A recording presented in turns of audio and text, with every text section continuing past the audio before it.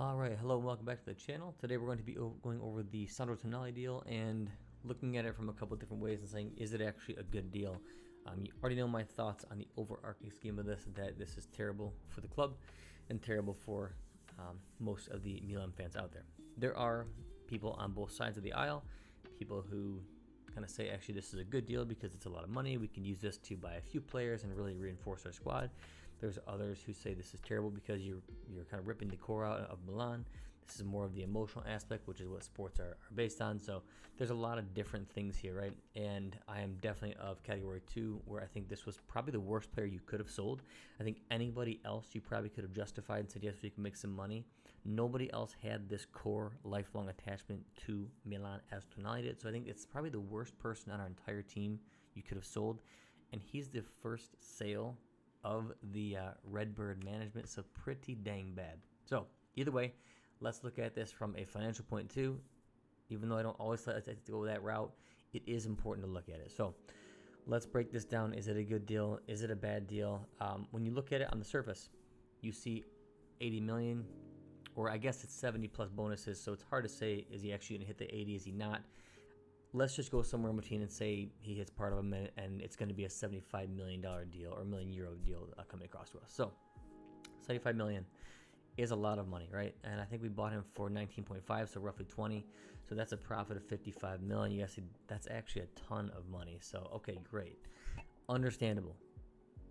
If you look at it just that way, awesome. If you look at targets out there that you might be able to get in for free and kind of get a bunch of depth options, also that will work. So if you look at it purely financially, then you can say, okay, maybe it's a really good deal. And I know initially I kind of started this off saying, hey, is this a good or bad deal? But sorry guys, I gotta immediately go into this and just say how bad of a deal I actually think this is. Even financially, I don't think it's that great. Let's look at everything. We paid 19.5 to Brescia to get Sandro Tonali. That was after some really, really good work by Maldini to drop that fee down by about another 10 million. So I think we were slated to pay 30 plus for him initially. So anyways, 20 mil. We're gonna sell him for 75 roughly. That brings our profit on him down to 55. Brescia also have a 15% sell-on clause. So roughly, if you take 15% of that, it's somewhere around 12 mil. So you chop that off the top as well.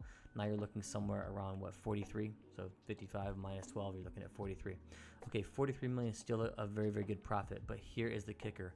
Who are you possibly going to sign to replace him? Because you can't just sell Tonali because your midfield is stacked. Our midfield sucks. Benacer is injured. Nobody knows how he's going to come back from this injury, and he's injured until about February. There's a good chance he's out for the entire season. That's only three and a half months after he comes back that he'd be available for. And is he really going to be good after that? Does he need those extra few months to really get himself back full and kicking again? Probably. So we can't really count on Benacer next season. So really, who we have? Krunic, who should be a backup. Pobega, who should be a backup. Ali, who we don't play and we know nothing about at this point because he was given no minutes last season. So our midfield sucks. Tonali was the one holding that entire midfield together because he was consistent. On his day, Benacer can be better, right? But Tonali is equivalent, and I'd say he's usually better just because he's a more consistent player than Benacer. But Benacer, when he's really, really playing well, is a better player in some regards, right? In different ways, I guess you'd say. Either way, Tonali was holding that midfield together. He was the day in, day out, steady Eddie, the engine, awesome player for us, and he's only going to be getting better with time. He's only 23, and he just turned 23 in May, so it's not like he's like 23 going on 24 in a month or two. He just turned 23. So we have to actually replace him, and we have to replace him well. We needed an extra midfielder or two anyways, so now who are you actually going to get who's of similar quality to him? Every single person out there on the market who's of similar quality to Sandro Tonali, even of a similar age, is going to cost the same, if not more, than 30 million. Every single one. You want to get Fratesi? I like Fratesi a lot. I think he's a different player. I think he's a better pure center mid box to box, whereas I believe Tonali was more of a center mid D mid. In his ideal position, I would put him as like a deep lying playmaker / metronomal who plays a little more like a true defensive mid, right? So he can kind of coordinate the game but actually break up play. So Fratesi and him are different players, but either way, very, very good player, actually similar age, which is good, but 40 million. So what profit did you really make there? Just a couple million? So you basically straight swapped Tonali for Frattesi. What the heck is that? Is that really why we did this? So you know that they're not going to do this, in my opinion.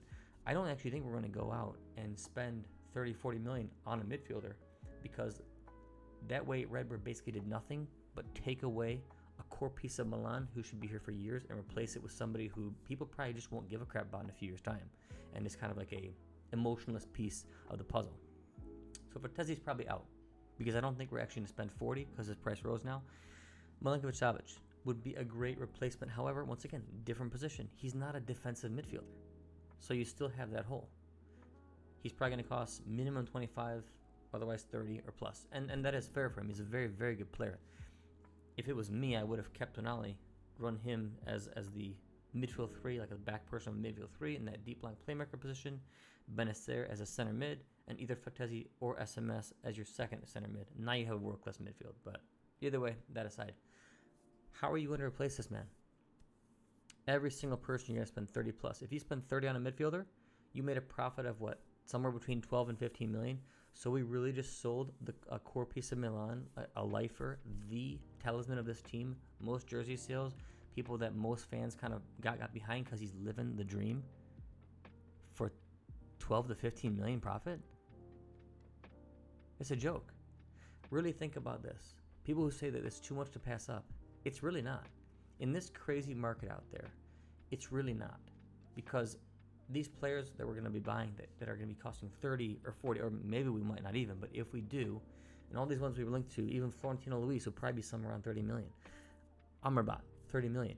All these players are going to be 30 plus million. And this is a crazy market. They should never be worth this. They should be worth half this. But the market is wild. So who are you really going to get? So if you look at it on the surface, the 75 or 70 to 80 million that we are going to get for Tonali is really not going to be spread that far. Once you pay Brescia back, once you take into account what we actually paid to get Tonali here, and you look at profit, if you want to look purely business, which I hate doing, but for those of you who say, hey, this is a great business move, it really is not. Unless you found the most amazing free transfer that you could bring in to supplement that and say, hey, we're going to sell him, but we've got this awesome free transfer who's going to cover, plus we're going to bring in 2 more guys who are really, really good. And you basically used his profit to bring in 3 really good quality players, or 2 really good quality players that fit the system, that have some attachment to Milan and can bring a little bit of that emotion back. Okay, maybe. That is so unlikely not going to happen. So really, I'm kind of waiting to see here where this is a good deal in any regard. I just don't see it. Most likely replacements right now, Ruben Loftus-Cheek, same thing. Not the same position. He's not a D-mid. He can play it. He's a little bit more defensive than a lot of the guys that I've mentioned, but he's more like a center mid again, right? And he's a decent player, but once again, he's 27 going on 28. He's not going to be here for years and be a Milan lifer and just light the world on fire. I think he's going to be a decent player at best, but even then, I think they're asking us to pay somewhere around 20 million for him. I think it's pretty wild. So I mean, I don't really know why this is going down. It was probably the worst deal we could have made. Even selling our biggest player, Rafael, would have been okay if we were making mega money off him, like 100 plus, because you actually have some true profit there that then you can turn into a couple other players. I didn't want that, of course, but at the same time, if you're going to really sell people, that's where you should be looking. Tonali was not the guy to sell. I don't want to sell any of our core players right now, but he was the last of the bunch that we should have sold. It wasn't good from an emotional standpoint. It's not even good from a sporting standpoint. And it's not even that good from a financial standpoint. Prove me wrong if you want to. Let me know who's out there, like what you think we're actually going to do and how you think we're going to spend this money in the most beneficial way possible. I personally think we're not. I think we're going to be going and getting a couple signings like Loftus-Cheek. I think we're going to be getting maybe a free transfer or 2 or somebody decent, because if we spend all of it and get a lesser quality team, or we've used all our profit, then that's really not what Redbird does. I listened to an interview with Cardinale. It was at a business summit, and I just wanted to see, it was like sports and business, and it kind of confirmed all of my suspicions that he's basically just a robot. He wants to take all the emotion out of it and purely bring 2 things. He said cash flow repeatedly, and he said a value proposition repeatedly. basically he could give two craps if Milan wins something. If they win something, great. It's better for him because they make more money. But he just wants us to be competitive enough to have a decent season, qualify for Champions League, so we bring in, that kind of locked in money. And then we buy players on the cheap and sell high. Basically, you do like a stock market thing. You buy low, you sell high. That's what he wants to do here.